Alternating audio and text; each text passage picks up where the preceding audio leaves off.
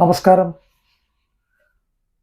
Jaishankar, Valluvanad matrimonial, Ottapalam. ഇന്ന് പറയാൻ പോകുന്ന പെൺകുട്ടി ഡോക്ടർ സ്നേഹ. പൂരാട നക്ഷത്രം, 27 വയസ്സ്, 5'4" ഹൈറ്റ്, അല്ലെങ്കിൽ 162 centimetre. Qualification Pharm D, Nehru college of pharmacy അതിൽ പാസ്സായിരിക്കുന്നത്. ഇന്റേൺഷിപ്പ് ചെയ്തിരിക്കുന്നത് PK Das medical college, Vaniyamkulam. അവിടെ നിന്നാണ് ഇന്റേൺഷിപ്പ് ചെയ്തിരിക്കുന്നത്. ഇപ്പോൾ operational specialist in US based multinational കമ്പനിയിൽ വർക്ക് ചെയ്യുന്നു. US ബേസ് ചെയ്തിട്ടുള്ള ഒരു മൾട്ടിനാഷണൽ കമ്പനി ബാംഗ്ലൂരിലാണ് ആ കുട്ടി ഇപ്പോൾ വർക്ക് ചെയ്യുന്നത്. ഒരു അപ്പർ മിഡിൽ ക്ലാസ് ഫാമിലിയാണ്. അച്ഛൻ ശശി, അദ്ദേഹം മസ്കറ്റിലാണ്. ഒരു ബ്രദറുണ്ട്. അമ്മ ഹൗസ് വൈഫ് ലേഖ. ഒറ്റപ്പാലം സെറ്റിൽഡാണ്, ഒറ്റപ്പാലത്തുകാരാണ് ഇവർ. അപ്പോൾ താല്പര്യമുള്ള ആൺകുട്ടികളുടെ രക്ഷിതാക്കൾക്ക് തീർച്ചയായിട്ടും വള്ളുവനാട് മാട്രിമോണിയലായിട്ട് ബന്ധപ്പെടാം. ഫർദർ വിവരങ്ങളെല്ലാം ഞാൻ എടുത്തു തരുന്നതായിരിക്കും.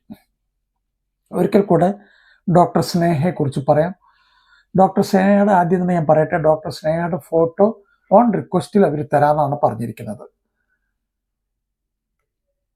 ഇപ്പോൾ എൻ്റെ കയ്യിൽ കിട്ടിയിട്ടില്ല, തന്നിട്ടില്ല അവർ. അപ്പോൾ വെറും ഓഡിയോ മാത്രമേ ഉള്ളൂ ഞാൻ ഈ പറയുന്നുള്ളൂ, അല്ലാതെ ഞാൻ ഫോട്ടോ വയ്ക്കുന്നില്ല. ഈ വീഡിയോയിൽ ഞാൻ ആ ഫോട്ടോ അറ്റാച്ച് ചെയ്യുന്നില്ല, കാരണം ഫോട്ടോ തന്നിട്ടില്ല. അപ്പോൾ ഡോക്ടർ സ്നേഹയെക്കുറിച്ച് ഒരിക്കൽ കൂടെ പറയാം. ഡോക്ടർ സ്നേഹ, പൂരാടം നക്ഷത്രം, 27 വയസ്സ്, 5'4" height, 5 feet 4 inch. Pharm D ആണ് highest qualification. Nehru college of pharmacy അവിടെ നിന്നാണ് കുട്ടി പാസ്സായിരിക്കുന്നത്. ഇന്റേൺഷിപ്പ് ചെയ്തിരിക്കുന്നത് PK Das medical college, Vaniyamkulam. അവിടെ നിന്നാണ് ഇന്റേൺഷിപ്പ് ചെയ്തിരിക്കുന്നത്. ഓപ്പറേഷണൽ സ്പെഷ്യലിസ്റ്റായിട്ട് US ബേസ് ചെയ്തിട്ടുള്ള ഒരു MNC ബാംഗ്ലൂർ ലൊക്കേഷനിലാണ് വർക്ക് ചെയ്യുന്നത്. ഒരു അപ്പർ മിഡിൽ ക്ലാസ് ഫാമിലി. അച്ഛൻ ശശി മസ്കറ്റിലാണ് വർക്ക് ചെയ്യുന്നത്. സഹോദരൻ, ഒരു ബ്രദറുണ്ട്. അമ്മ ലേഖ, ഹൗസ് വൈഫ്, ഒറ്റപ്പാലത്ത് തന്നെ സെറ്റിൽഡ് ആയിട്ടുള്ള ഫാമിലിയാണ്. തീർച്ചയായിട്ടും താല്പര്യമുള്ള ആൺകുട്ടികളുടെ രക്ഷിതാക്കൾക്ക് വള്ളുവനാട് മാട്രിമോണിയലുമായിട്ട് ബന്ധപ്പെടാം. ഫർദർ വിവരങ്ങളെല്ലാം തരുന്നതായിരിക്കും. എല്ലാ വീഡിയോകളിലും പറയുന്ന ഒരു 3-4 കാര്യങ്ങൾ രക്ഷിതാക്കൾക്കും കുട്ടികൾക്കും ഉപകാരപ്പെടുന്ന ഈ സംഗതികൾ ഒന്ന് മനസ്സിലാക്കി വെച്ച് കഴിഞ്ഞാൽ വിവാഹത്തിന് സ്വാഭാവികമായിട്ടുണ്ടാകുന്ന ടെൻഷനൊക്കെ ഒന്ന് കുറച്ച് കുറയ്ക്കാൻ പറ്റും. ആദ്യമായിട്ട് ശ്രദ്ധിക്കേണ്ടത്, വിവാഹപ്രായമെത്തിയ മകൻ അല്ലെങ്കിൽ മകളുമായി അച്ഛനമ്മമാർ നന്നായിട്ടൊന്ന് സംസാരിക്കുക. അവരുടെ അഭിപ്രായങ്ങൾ, വിവാഹത്തിനെ പറ്റി അവരുടെ അഭിപ്രായങ്ങൾ എന്തൊക്കെയാണെന്നുള്ളത് കൃത്യമായിട്ട് മനസ്സിലാക്കാൻ ശ്രമിക്കുക.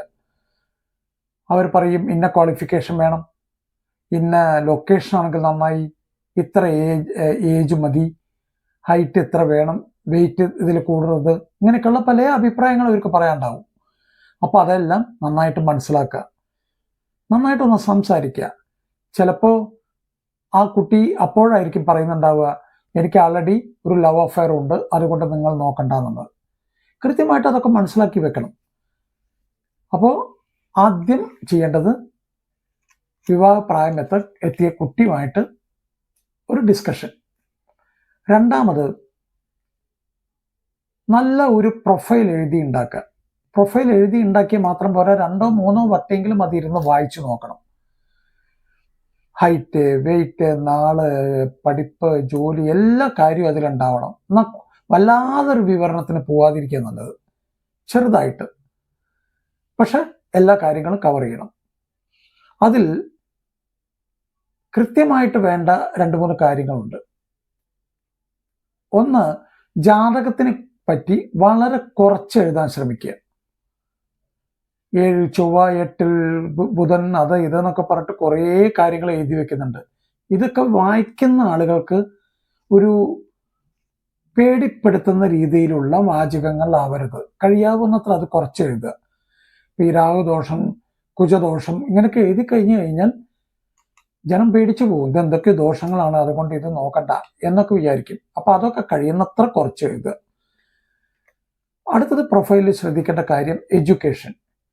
സ്കൂളിംഗ് തൊട്ട് കോളേജ്, ഏത് സബ്ജക്റ്റ് ആയിരുന്നു, ഏത് കോളേജിലായിരുന്നു, PG പോസ്റ്റ് ഗ്രാജുവേഷൻ ഏത് കോളേജിലായിരുന്നു, എന്തായിരുന്നു സബ്ജക്റ്റ്, അങ്ങനെ എല്ലാ ഡീറ്റെയിലും എഡ്യൂക്കേഷൻ്റെ കാര്യമായിട്ട് തന്നെ എഴുതണം. അതിനുശേഷം ജോലി, എവിടെയാണ് ജോലി ചെയ്യുന്നത്, എത്ര വർഷമായിട്ട് അവിടെ വർക്ക് ചെയ്യുന്നുണ്ട്, എന്താണ് അവിടുത്തെ ഡെസിഗ്നേഷൻ, എത്ര രൂപ ശമ്പളം കിട്ടുന്നുണ്ട്. ശമ്പളമൊക്കെ കൃത്യമായിട്ട് എഴുതണം. ടേക്ക് ഹോം സാലറി അല്ല സാലറി.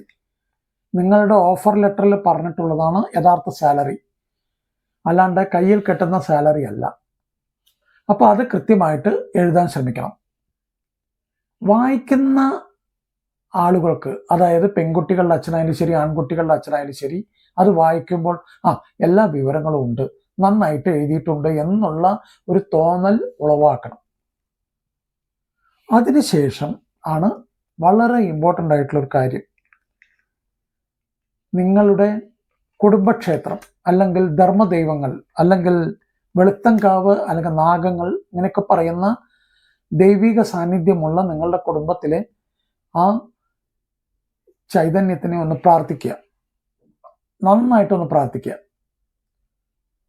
പ്രാർത്ഥിക്കേണ്ടത് ആർക്കാണോ വിവാഹം നോക്കുന്ന വെച്ചാൽ ആ കുട്ടിയുടെ പേര് പറഞ്ഞ് എത്രയും പെട്ടെന്ന് ഒരു അനുയോജ്യമായ വിവാഹ ബന്ധം കിട്ടാൻ വേണ്ടി അനുഗ്രഹിക്കണം എന്നുള്ളതാണ് പ്രാർത്ഥിക്കേണ്ടത്. അതിനുശേഷം നല്ല ഒരു മാട്രിമോണിയൽ സൈറ്റിനെ കണ്ടുപിടിക്കുക. അതാണ് വളരെയധികം ഡിഫിക്കൽട്ടായിട്ടുള്ളൊരു ജോബ്. ആരെയാണ് ഇന്നത്തെ കാലത്ത് വിശ്വസിക്കുക? അതൊരു ബുദ്ധിമുട്ടാണ്. ആരെങ്കിലും ഒരു 1-2 പേരെങ്കിലും നല്ല അഭിപ്രായം പറയുന്നുണ്ടെങ്കിൽ അവരെ സമീപിക്കുക. ഒരാളുടെ ശരിയായി എന്ന് വിചാരിച്ച് നിങ്ങളുടെ ശരിയായിക്കൊള്ളുന്നില്ല. ചിലപ്പോൾ ഈ ശരിയായ ആൾ ക്ഷണിക്കാൻ വരുമ്പോഴാവും നിങ്ങളോട് പറയുക, ഇവിടെ ഇങ്ങനെ ഒരു മാട്രിമോണിയൽ ഉണ്ട് കേട്ടോ, ഒറ്റപ്പാലത്ത് ഒരു മാട്രിമോണിയൽ ഉണ്ട്, വള്ളൂനാട് മാട്രിമോണിയൽ. നിങ്ങളത് കേട്ടപ്പോൾ അവിടെ വന്നിട്ട് ജോയിൻ ചെയ്യും. അവർക്ക് ശരിയായി, അതുകൊണ്ട് നിങ്ങൾക്ക് ശരിയായിക്കോളെന്ന് ഒരു നിർബന്ധങ്ങളും ഇല്ല. അപ്പോൾ ഒരാളെങ്കിലും നല്ല അഭിപ്രായം പറയുന്നുണ്ടെങ്കിൽ അതിന് ഒരു മുഖവില കൊടുക്കണം എന്ന് മാത്രമല്ല, ഇവരുടെ ടേംസ് ആൻഡ് കണ്ടീഷൻസ് എന്തൊക്കെയെന്ന് കൃത്യമായിട്ട് ചോദിച്ച് മനസ്സിലാക്കുക. എത്ര രൂപ ഇവർ വാങ്ങിക്കും, കല്യാണം ശരിയായി കഴിഞ്ഞാൽ എത്ര രൂപയാണ്, ഒരു വഴക്കോ ബഹളോ ഒന്നും ഉണ്ടാവരുത്. നിങ്ങൾക്ക് സ്വീകാര്യമായ ടേംസ് ആൻഡ് കണ്ടീഷൻ വെച്ചാൽ മുന്നോട്ട് പോവുക, ഇല്ലെങ്കിൽ അവിടെ അപ്പോൾ തന്നെ അത് ഡ്രോപ്പ് ചെയ്യുക. അങ്ങനെ രജിസ്റ്റർ ചെയ്തതിന് ശേഷം നിങ്ങൾക്ക് സ്വാഭാവികമായിട്ടും പ്രൊഫൈലുകൾ കിട്ടിത്തുടങ്ങാം. ഈ പ്രൊഫൈലുകൾ കിട്ടിക്കഴിഞ്ഞാൽ മക്കളെ കാട്ടുക, ഫോട്ടോ കിട്ടിക്കഴിഞ്ഞാൽ ഫോട്ടോ കാട്ടുക, അവർ ഓക്കെ പറയുകയാണെങ്കിൽ അത് വെച്ച് മുന്നോട്ട് പോവുക. അത് വെച്ച് മുന്നോട്ട് പോകുമ്പോൾ ജാതകം നിർബന്ധമാണെങ്കിൽ തീർച്ചയായിട്ടും ഹോറോസ്കോപ്പ് മാച്ചിങ് നോക്കണം. ഹോറോസ്കോപ്പ് മാച്ചിങ് ഏതെങ്കിലും ഒരു ജ്യോത്സ്യൻ നോ എന്ന് പറഞ്ഞു കഴിഞ്ഞാൽ 2, 3, 4 ജ്യോത്സ്യൻ്റെ അടുത്തെങ്കിലും പോവുക. ഏതെങ്കിലും ഒരുത്തൻ എസ് എന്ന് പറഞ്ഞു കഴിഞ്ഞാൽ അത് വെച്ച് മുന്നോട്ട് പോവുക. അല്ലാതെ ഏതെങ്കിലും ഒരുത്തൻ നോ എന്ന് പറഞ്ഞിട്ട് അയ്യോ അത് പറ്റില്ല എന്ന് പറയാനുള്ള ഏർപ്പാട് ഉണ്ടാക്കണ്ട. 3, 4, 5 ജ്യോത്സ്യൻ്റെ അടുത്ത് പോയിക്കോളൂ. 5 പേരും നോ എന്ന് പറഞ്ഞു കഴിഞ്ഞാൽ നോക്കട്ടെ. ഏതെങ്കിലും ഒരുത്തൻ നോക്കിക്കോളൂ എന്ന് പറഞ്ഞാൽ അത് വെച്ച് മുന്നോട്ട് പോവുക. ഇതെല്ലാം ഒരു വിശ്വാസമാണെന്നുള്ളത് മനസ്സിലാക്കണം. അത് വിശ്വാസത്തിൻ്റെ അപ്പുറത്തേക്ക് പോകരുത്. അപ്പോൾ ജാതകവും ഓക്കെ ആയി കഴിഞ്ഞു, എല്ലാം ഓക്കെയാണ്. വീട്, എഡ്യൂക്കേഷൻ, എല്ലാ കാര്യങ്ങളും ഒക്കെ ഓക്കെയാണ്. ഹൈറ്റ്, വെയിറ്റ്, നമ്മളുടെ ഏകദേശം റിക്വയർമെൻറ്റ്സ് ഒക്കെ മീറ്റ് ആവുന്നുണ്ട് എന്ന് തോന്നിക്കഴിഞ്ഞാൽ കുട്ടികളുടെ വീട്ടുകാരുകൾ തമ്മിൽ ആദ്യം പറയുന്ന കാര്യം നമുക്ക് പെണ്ണ് കാണൽ ചടങ്ങ് നടത്താം എന്ന് പറയും. എൻ്റെ ഒരു അഭിപ്രായത്തിൽ ആദ്യം തന്നെ പെണ്ണ് കാണൽ ചടങ്ങ് നടത്തുകയും ചെയ്യരുത്. കൃത്യമായിട്ട് ആ കുട്ടിയുമായി കുറച്ച് ദിവസമെങ്കിലും ഒരു ഫോണിൽ കൂടെ വാട്സപ്പ് ചാറ്റ് അല്ലെങ്കിൽ ഫോണിൽ കൂടെയൊക്കെ സംസാരിച്ച് ഒരു ഫ്രണ്ട്ഷിപ്പ് ബിൽഡപ്പ് ചെയ്യുക. ഫ്രണ്ട്ഷിപ്പ് ബിൽഡപ്പ് ചെയ്ത് നല്ല ഒരു കംഫർട്ട് സോണിലേക്ക് എത്തുന്നുണ്ടെന്ന് കണ്ടു കഴിഞ്ഞാൽ തീർച്ചയായിട്ടും പുറത്ത് വെച്ച് കാണാം. വീട്ടിൽ നിന്ന് പുറത്ത് വെച്ച് തീർച്ചയായിട്ടും കാണണം. പുറത്ത് വെച്ച് കണ്ട് ഇവരുടെ ബോഡി ലാംഗ്വേജ്, വർത്തമാനം, രീതികൾ, എല്ലാ കാര്യങ്ങളും ഓക്കെയാണ് എന്ന് തോന്നിക്കഴിഞ്ഞാൽ ഫർദർ മുന്നോട്ട് പോകാം. തീർച്ചയായിട്ടും ഒരു പെണ്ണ് കാണൽ ചടങ്ങിനുള്ള സൗകര്യങ്ങൾ ഉണ്ടാക്കണം. എന്നിട്ട് പെണ്ണ് കാണൽ ചടങ്ങും കാര്യങ്ങളൊക്കെ കഴിഞ്ഞു കഴിഞ്ഞ്, ഞാൻ ഇപ്പോഴും പറയാം, ഈ പെണ്ണ് കാണൽ ചടങ്ങ് കഴിഞ്ഞു കഴിഞ്ഞാൽ കഴിയാവുന്നത്ര നോ എന്ന് പറയാത്തൊരു കണ്ടീഷനിലേക്ക് ആക്കണം. കാരണം ഈ പെൺകുട്ടി ഇവർ നേരത്തെ വെച്ച് കാണണമെന്നാണ് ഞാൻ പറഞ്ഞതിൻ്റെ അഭിപ്രായം. ഇല്ലെങ്കിൽ ചിലപ്പോൾ വീട്ടിൽ വെച്ച് കാണുന്ന സമയത്ത് എന്ന് പറഞ്ഞു കഴിഞ്ഞാൽ ചിലപ്പോൾ അച്ഛൻ്റെ അമ്മയുടെ നിർബന്ധത്തിന് വഴങ്ങിയിട്ടായിരിക്കും ഈ രണ്ടുപേരും വഴങ്ങുന്നത്. അപ്പോൾ ഒരിക്കലും അച്ഛൻ്റെ അമ്മയുടെ നിർബന്ധത്തിന് വഴങ്ങിയിട്ട് പെണ്ണ് കാണാൻ പോകാനോ അല്ലെങ്കിൽ പെണ്ണ് കാണാനോ ഒന്നും പാടില്ല. അതുകൊണ്ടാണ് പുറത്ത് വെച്ച് കാണണം എന്ന് പറയുന്നത്. അപ്പോൾ ഇങ്ങനെയൊക്കെ ചെയ്ത് കഴിഞ്ഞു കഴിഞ്ഞാൽ അച്ഛനമ്മമാർ തമ്മിൽ നന്നായിട്ടൊക്കെ ഒന്ന് സംസാരിച്ച് ഒന്ന് ഉള്ളിൽ വെച്ച് വേറൊന്ന് പുറത്തേക്ക് പറയാതിരിക്കുക. എന്തെങ്കിലും അസുഖങ്ങളുണ്ടെങ്കിൽ, മരുന്ന് കഴിക്കുന്നുണ്ടെങ്കിൽ തീർച്ചയായിട്ടും ചോദിക്കുന്നതിൻ്റെ മുന്നേ തന്നെ പറയുക കഴിക്കുന്നുണ്ട്.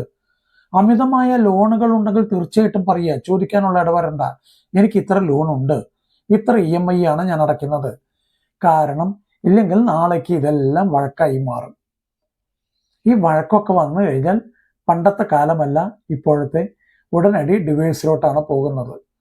അതും വളരെ തമാശ രൂപത്തിലാണ് ഇപ്പോൾ നടക്കുന്നത്. കുടുംബ കോടതി അഡ്വക്കേറ്റുമാർക്കൊന്നും നിൽക്കാനും ഇരിക്കാനും സമയമില്ല, അത്ര തിരക്കാണ്. എന്താ കാരണം?